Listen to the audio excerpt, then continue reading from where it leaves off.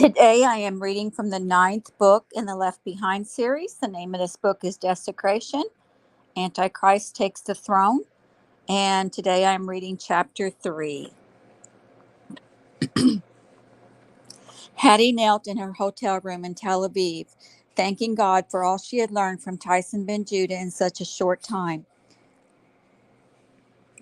She thanked him for Leah and for Chaim, and especially for Buck, whom she had met even before she became a believer.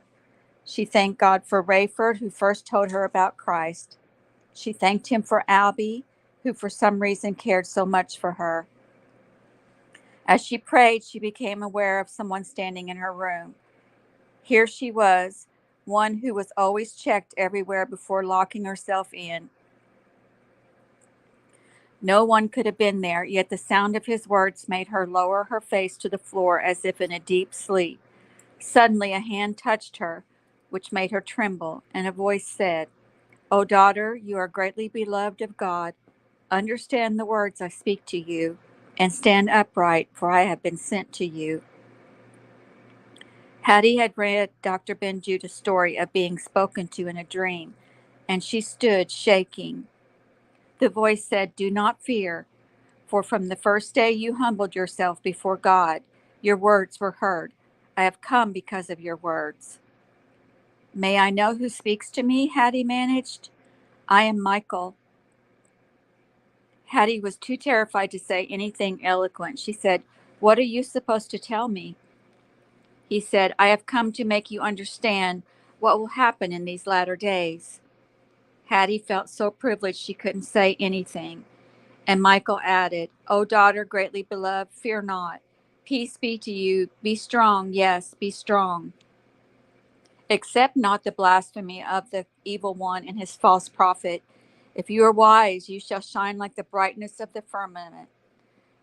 Those who turn many to righteousness shall shine like the stars forever and ever. Many shall be purified and made white and refined, but the wicked shall do wickedly, and none of the wicked shall understand, but the wise shall understand." Hattie sat panting. She took the message to mean she was to speak out against the lies of Antichrist. She prayed that God would give her the courage, because she could only imagine what would happen. She couldn't sleep and asked God if she was deluded. "Why me?" she said. "There are so many older in the faith and better equipped to do such a thing." Hattie went to her computer and emailed Dr. Tyson Ben Judah, relaying the entire incident. She set the message to be delivered to him after she would have a chance to confront Carpathia the next day, along the Via Dolorosa, she assumed. She concluded, "Perhaps I should have consulted you rather than scheduling this to be sent to you after the fact. But I feel directed to exercise faith and believe God. I look at what I've written, and I don't even sound like myself. I know I don't deserve this any more than I deserved God's love and forgiveness. Maybe this is all silly and will not happen. If I chicken out, it will not have been of God, and I will intercept this before it gets to you. But if you receive it, I assume I will not see you until you are in heaven. I love you and all the others in Christ. Your sister, Hattie Durham." Rayford gathered the troops at the airstrip. He introduced the Fatal Four and explained their roles. "Deputy Commander Elbaz," he said, referring to Albie, "will ferry Mr. Hasid to Petra, where he will begin setting up the communications center. Jewish by blood, Mr. Hasid plans to stay with the displaced believers." A hand went up, an African's. "Is Hasid the one we have to thank for being able to stand here today?" "Among many," Rayford said, "but it's safe to say that without the GC thinking this is their own operation, we'd be getting strafed right now." Someone else asked, "How realistic is it that this can last?" "We're in no man's land," Rayford said. "Once the fleeing Israelis are followed here, it will be obvious what we are doing. As you know, the healthy will walk, but it is quite a journey, and the GC should quickly overtake them. We believe God will Protect them. The elderly, the toddlers, and the infirm will need rides. You will recognize them by the mark of the believer and probably also by the fear on their faces. Anyone arriving here in any manner should be transported immediately to Petra by helicopter. Some of these birds have huge capacities, so fill them up. Petra is about 50 miles southeast of here. You all have the flight plans. It sounds like a death flight, someone called out. By any human standard it is, Rayford said, but we are the wings of the eagle. The co-op didn't call for food or clothing, someone said. How will these people survive? Anyone want to address that, Rayford said? And several talked over each other, explaining that God will provide manna and water and that clothes would not wear out. Finally, Rayford raised a hand. One thing we don't know is timing. Carpathia is on schedule to begin down the Via Dolorosa at 1100 hours. That will end at the Garden Tomb. Whether he will speak from there or head for the temple, we don't know. We've heard that the winning image of the potentate has been chosen and moved to the Temple Mount, where people are already gathering to worship it and take the mark of loyalty. Of the beast, you mean? Of course. And many want to do that with Carpathia present. When he learns the crowds are waiting for him, he'll want to be there. Are your people in place, Captain Steele? As far as we know, the only one we have not heard from is not crucial to the operation unless she has been compromised. When will Carpathia be opposed? Our man may debate him before he enters the temple. Who knows? The crowd may oppose him, at their peril, of course. You must remember, it is not just Jewish and Gentile believers and unbelievers in Jerusalem. There are also Orthodox Jews who do not embrace Jesus as their Messiah, but who have never accepted Carpathia as deity either. They could very well oppose him and refuse to take the mark. Then, of course, there are many undecided. They'll decide soon, won't they? Likely, Rayford said, and many will decide the wrong way. Without Christ, they will succumb to fear, especially when they see the consequences of opposing Carpathia. Okay, it's time for transportation troops to head toward Israel. When the time comes, help anyone who needs it. And if we are stopped, you're on your own, Rayford said. I'm going to tell them I'm on my way to get the mark of loyalty. That's lying, someone else shouted. I have no problem lying to Carpathia's people. I do. Rayford held up a hand again. Do what God tells you to do, he said. We're depending on him to protect his chosen people and those who are here to help them. Buck found a perch overlooking Pilates court behind several thousand cheering supplicants.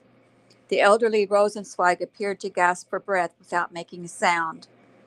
Sweat appeared on his forehead, and Buck thought it a credit to Zeke that it did not affect the old man's phony color. This was more than makeup. Still, Chaim had not spoken since they left the hotel. Even when Buck merely asked how he was doing, he only shrugged or nodded. You'd tell me, wouldn't you, if there was a problem? Chaim nodded miserably, looking away. God will be with you. He nodded slightly again, but Buck noticed he was trembling. Was it possible they had chosen the wrong Moses? Could Tyson have miscalculated? Tyson himself would have been so much better, having spoken in public for so many years as a rabbi and a scholar. Chaim was brilliant and fluent in his own field, but to expect this ancient, tiny, quaking man with the weak and perhaps non-existent voice to call down the Antichrist, to rally the very remnant of Israel, to stand against the forces of Satan. Buck wondered if he himself would have been a better choice. Despite Chaim's almost comical get-up, he appeared not even to be noticed by the crowd.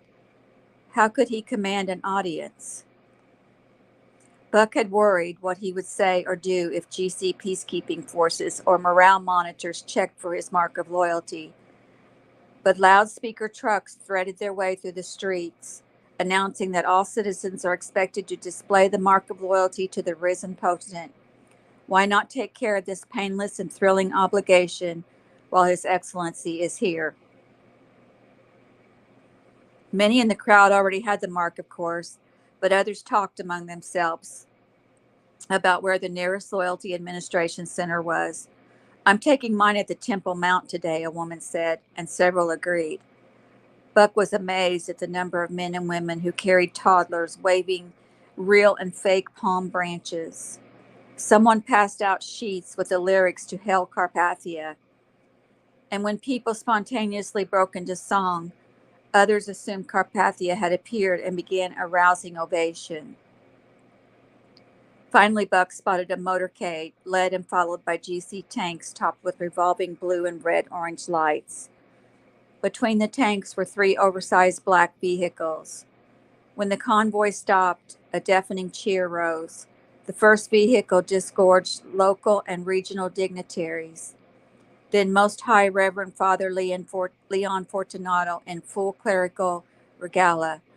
Buck stared as the man straightened his robe, front and back, and slowly continued, smoothing it in the back. Finally, he kept his hand just below his hip as he walked, clearly trying to hide it, but unable to keep from massaging an apparently tender spot.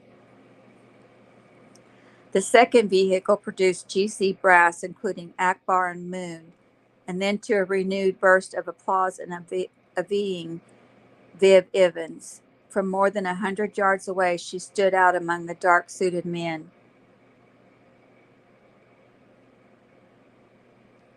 Her white hair and pale face appeared supported by a column of sky blue, a naughty suit tailored to her short, matronly frame. She carried her head high and moved directly to a small lectern and microphone where she held both hands aloft for silence. All eyes had been on the third vehicle, its doors still closed, though the driver stood guard at the rear left and Akbar at the rear right. Hand on the handle, Buck noticed that while the attention refocused on Viv Evans, Leon went to work on his backside, riffling his fingers over the area. He couldn't stop, even when Miss Evans introduced him as our spiritual leader of international Carpathianism, the Reverend Fortunato. He muted the applause with his free hand, then asked everyone to join him in singing. He began directing with both hands, but Buck wondered if anyone in the crowd missed it when he kept directing with the right hand and scratching with the left. Hail Carpathia, our Lord and risen King. Hail Carpathia rules over everything. We'll worship him until we die. He's our beloved Nikolai. Hail Carpathia, our Lord and risen King. Buck felt conspicuous not singing, but James seemed not to care what anyone thought. He merely bowed his head and stared at the ground. When Leon urged the people to sing it once more, as we welcomed the object of our worship, people clapped and waved as they sang. Buck, ever the wordsmith, changed the lyrics on the spot and sang, Fail Carpathia, you fake and stupid thing. Fail Carpathia, fool of everything. I'll hassle you until you die. You're headed for a lake of fire. Fail Carpathia, you fake and stupid thing. Finally, Sukhail Akbar opened the car door with a flourish and a deep bow, and Carpathia bounded out alone. The crowds gasped, then roared and applauded at the youthful man wearing gold sandals and an iridescent white robe, cinched at the waist with a silver belt that seemed to glow with its own light source. As bodyguards in sunglasses and black suits, hands clasped before them, formed a half circle behind him. Nikolai stood with eyes closed, face beautifully, I can't say the word, beatifically pointed toward the clouds and palms outstretched as if eager to embrace everyone at once. Buck stole a glance at Chaim, who merely squinted at Antichrist in the distance, his face a mix of sadness and disgust. As the vehicles discreetly pulled away, a camouflage canvas-covered military truck slowly rode to within 20 feet of Carpathia. Buck saw Fortunato kneel and reach under his robe to vigorously scratch his ankle. Two uniformed GC peacekeepers lowered a ramp from the truck, then one jumped onto the trailer and the other reached for a dangling rope, one pulling, the other pushing. They brought into view a monstrous pink sow that, despite its enormous bulk, daintily stepped down the ramp and turned slowly to face Carpathia. The animal, which had clearly been drugged, reacted lethargically to the mayhem. A black leather strap with a flat leather pad and rounded covered stirrups was fastened around its middle. Carpathia approached and cupped the pig's fleshly face in his hands, looking over his shoulders to the crowd, which was now laughing and whooping in frenzy. One of the peacekeepers handed him what appeared to be a noose, which Carpathia draped around the sow's neck. Then, with one hand on the rope and the hem of his own garment, which he hiked up to his knee, and the other steadied by a peacekeeper, Nikolai placed his left foot in the stirrup and swung his right over the pig's back. He let go of the peacekeeper's hand and smoothed his robe back down over his legs, held the rope with both hands, and looked again to the crowd for response. The pig had moved not an inch under Nikolai's weight, and as he yanked on the rope, tightening the knot around its neck, the spindly legs felt for purchase on the pavement and slowly turned to move the other direction. Nikolai waved as the crowd exulted. "I don't get it," a man in front of Buck said, his accent German. "What's he doing?" "Putting all previous religions in their places, Frederick," his wife said, her eyes glued to the scene. "Even Christianity, especially Christianity. But what's with the pig?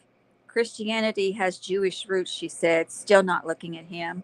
"What's more offensive to a Jew than an animal he's not allowed to eat?" The man shrugged, and finally she turned to look at him. "It's hardly subtle." "That's what I'm thinking. You'd think he'd have more class." "Hey," she said, "you come back from the dead, and you can define class any way you want." The spectacle was broadcast internationally on radio and television and via the internet. David followed it on his computer as Albie helicoptered him toward Petra. Carpathia's brazenness shouldn't have surprised him, but with relatives in Israel and childhood memories of the place, the whole pageant gave him a headache. David's scalp itched, but he dared not scratch it. He pressed his palm over the healing area, which reminded him of Hannah's treating him.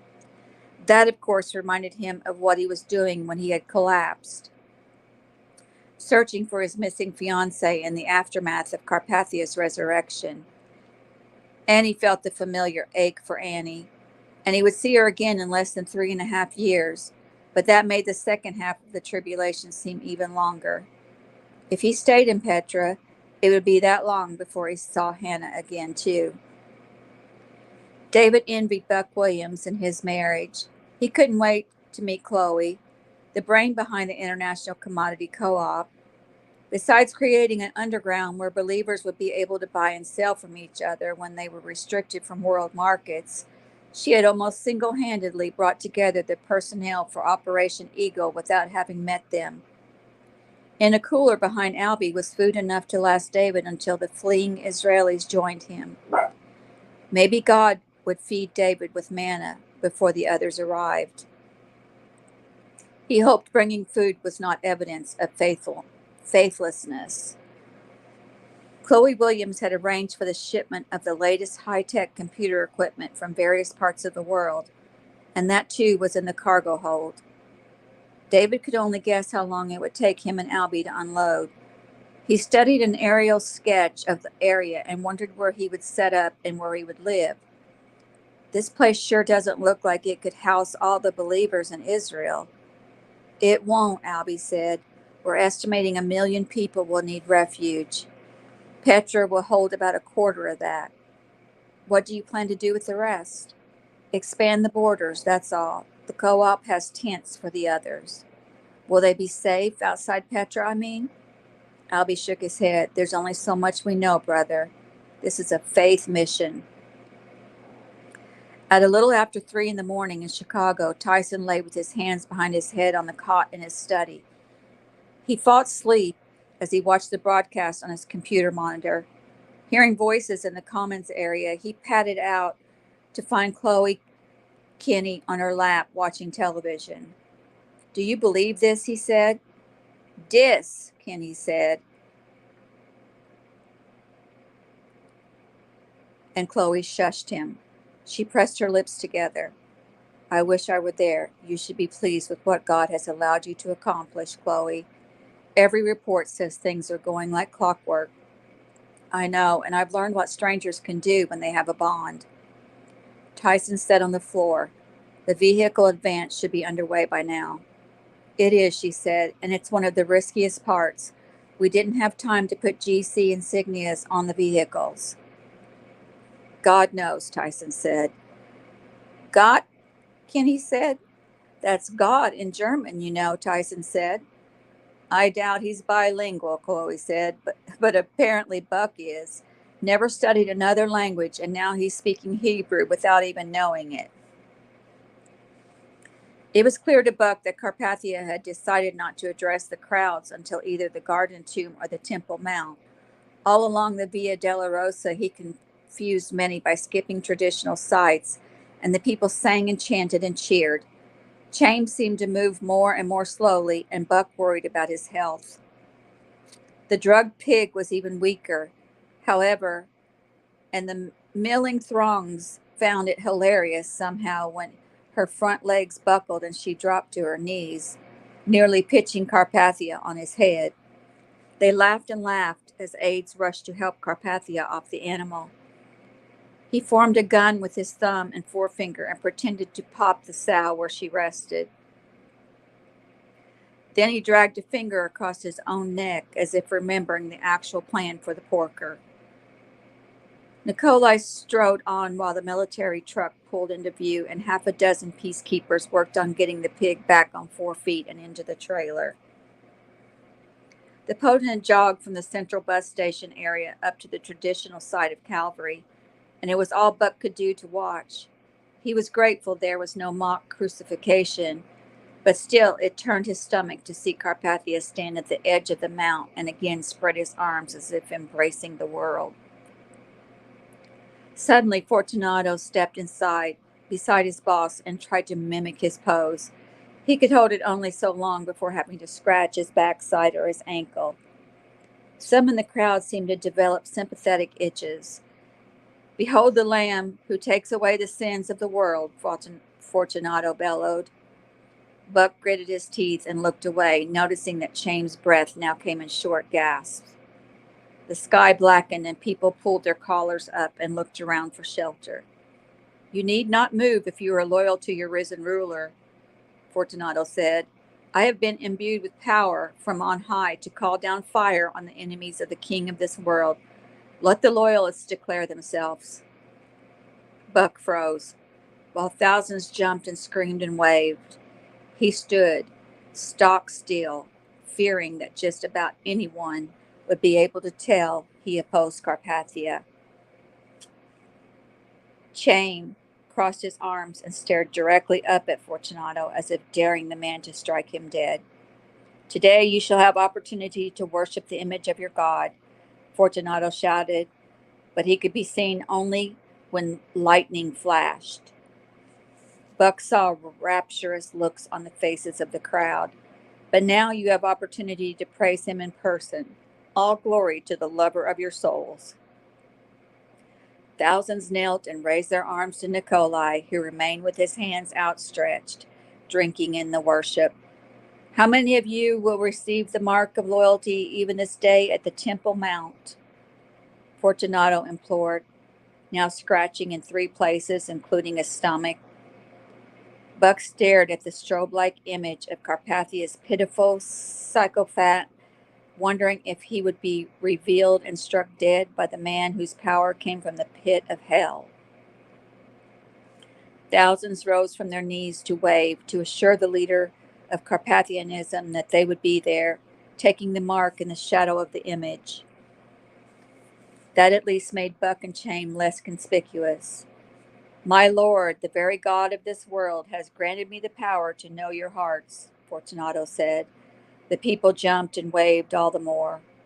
Not true, Chaim whispered. Buckling close. Carpathia? Antichrist? Satan is not omniscient.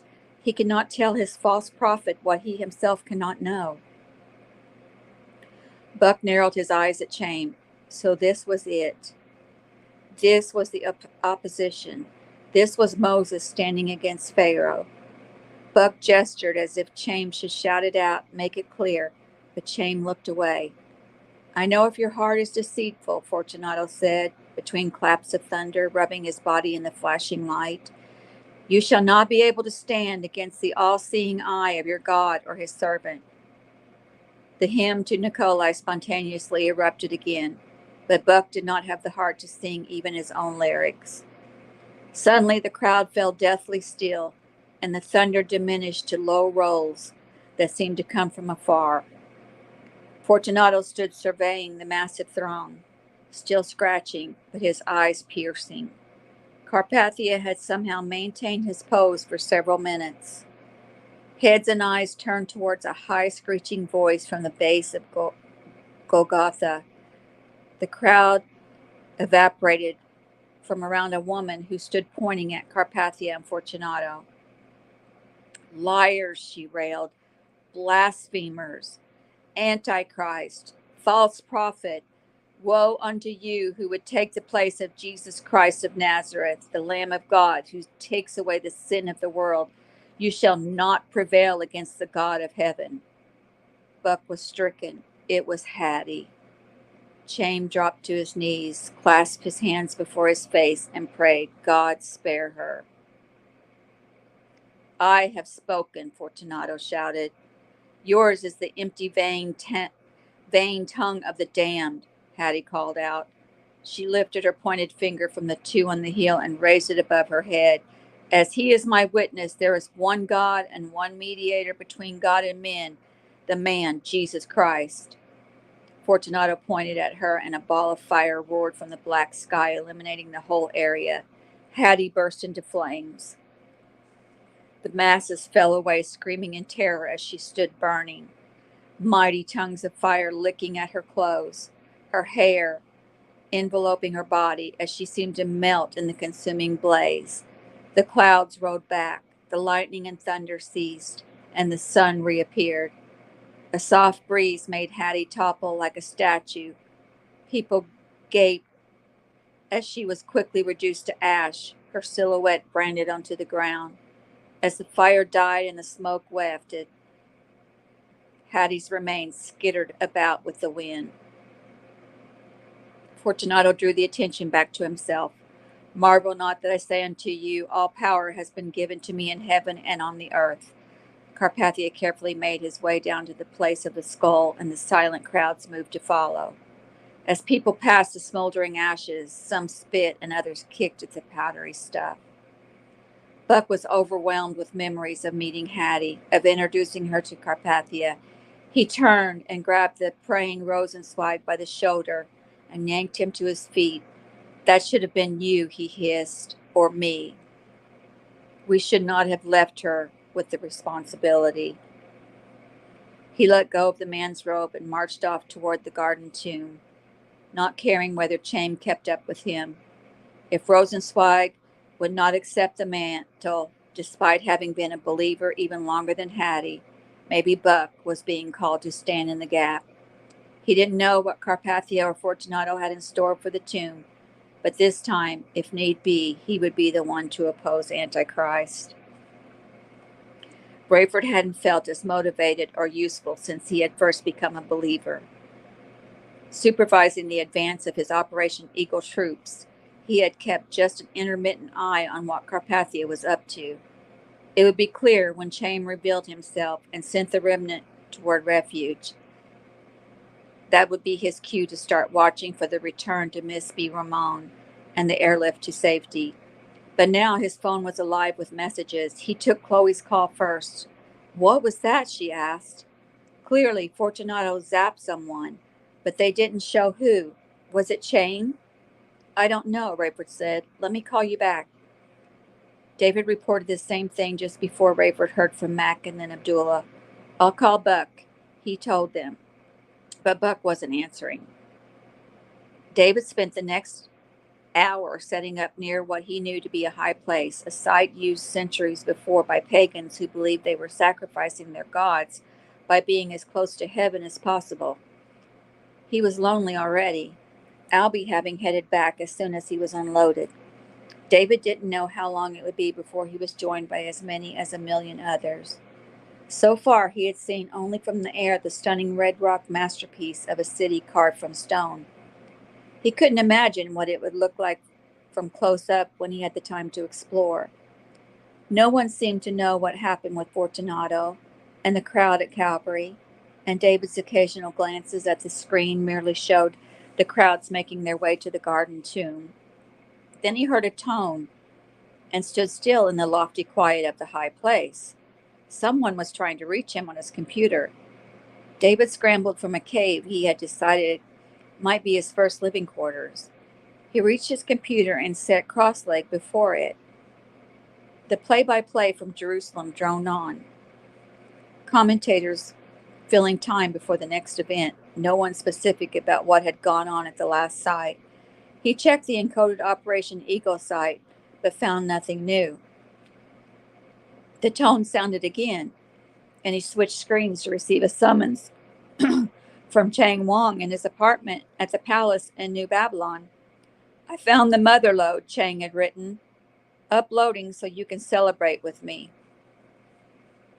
Supreme Commander Walter Moon was clearly not comfortable in front of a crowd, particularly the size of the one pressing around the garden tomb. A microphone and sound system had been hastily rigged up for him, and he read nervously from notes. Buck had been among the first to arrive, and he had lost Chang. The attitude of the crowd had changed. The festive, eager anticipation had given way to dread, yet no one seemed to feel free to leave. They had seen the power delegated to Leon Fortunato, and surely no one wanted to give the impression they weren't following through on their commitment to taking the mark of loyalty. "Thank you for being with us today," Moon began. "As you may know, I'm Global Community Supreme Commander Walter Moon, and I'm filling in temporarily for the Most High Reverend Father Fortunato as he goes on ahead to prepare for Potent Nikolai Carpathia's address at the Temple Mount an hour from now." "Is he all right?" someone called out. "Oh, he's better than all right," Moon said, judging by his performance at Golgotha.